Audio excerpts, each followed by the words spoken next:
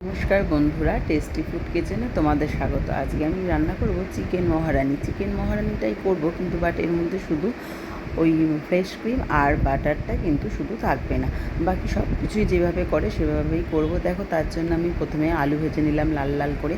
তো চিকেন মহারানিতে কিন্তু আলু দেয় না, আর সচরাচর ফালি চিকেনই করে, কিন্তু আমি যেহেতু দুবেলা খাবো অনেক লোকজন, তো সেই জন্য কিন্তু আমি এর মধ্যে এই আলুটা দিয়েছি।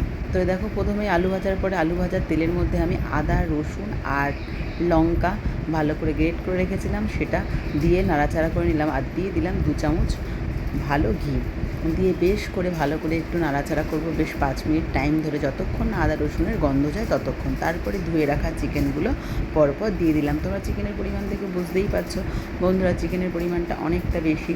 তো আজকে অনেক লোকজনই আসবে, তার জন্য কিন্তু আজকে চিকেনের পরিমাণটা বেশি। এবার চিকেনটা ভালো করে আদা রসুনের সাথে ভাজার পরে আমি এর মধ্যে দিয়ে দিচ্ছি 1 চামচ জিরের গুঁড়ো, 1 চামচ ধনের গুঁড়ো ও কাশ্মীরি লঙ্কার গুঁড়ো, লবণ আর হলুদ একসাথে কিন্তু অনেকক্ষণ বেশ 10-15 মিনিট ভিজিয়ে রেখেছিলাম, সেটাকে এবার আমি দিয়ে দিলাম।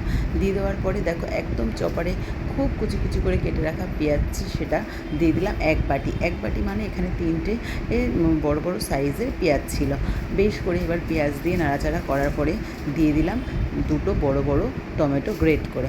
আর দেখতেই পাচ্ছ তোমরা আস্তে আস্তে কি সুন্দর চিকেনের কালারটা হয়ে যাচ্ছে, জাস্ট কিন্তু দারুণ ফ্লেভার, গন্ধ বেরোচ্ছে একটা খুব সুন্দর চিকেনটা দিয়ে।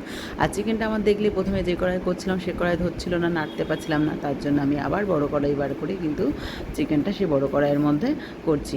আর দেখো, চিকেনে কিন্তু আমি এখনও একদমই জল ইউজ করিনি। এরপরে দিয়ে দিলাম ওপর দিয়ে ফ্যাটানো টক দই। আর টক দই দেওয়ার পরেই দেখো চিকেনের কালারটা কিন্তু একদম চেঞ্জ হয়ে গেছে, আর কিন্তু খেতেও বেশ দারুণ হয়েছে এই চিকেনটা।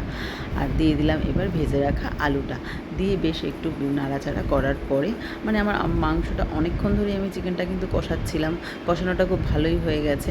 এবার কষানোর শেষে একদম দিয়ে দিলাম 1 চামচ বড় চামচের গরম মশলা আর 1 চামচ বড় চামচের গোলমরিচের গুঁড়ো দিয়ে বেশ করে ভালো করে নাড়াচাড়া করে আমি দিয়ে দিলাম এর মধ্যে পরিমাণ মতো জল। যেহেতু চিকেন মহারানি খুব বেশি কিন্তু ঝোল হবে না, সেই জন্য দেখো জলের পরিমাণটা কিন্তু কম, একটু কষা কষা হবে। তো আজকে এই চিকেন মহারানিটা কিন্তু তোমরা আমরা খাবো ফ্রাইড রাইস দিয়ে। এই চিকেন মহারানিটা কিন্তু ভাত বলো, রুটি বলো, পরোটা বলো ও সবার সাথেই কিন্তু লুচি, সবার সাথেই কিন্তু খুব ভালো লাগে খেতে। অতি অবশ্যই বন্ধুরা তোমরা একবার এইভাবে চিকেন মহারানি করে খেয়ে দেখো ঘরোয়া পদ্ধতিতে। শুধু এর মধ্যে দিয়ে দিতে হতো বাটার, আর দিতে হতো কিন্তু ফ্রেশ ক্রিম। তো এই দুটো আমার কাছে ছিল না বলে আমি দিতে পারিনি, কিন্তু তাতেও যা খেতে হয়েছে জাস্ট কিন্তু দারুণ। দেখো, আমরা ফ্রাইড রাইসের সাথে এটা সার্ভ করেছি।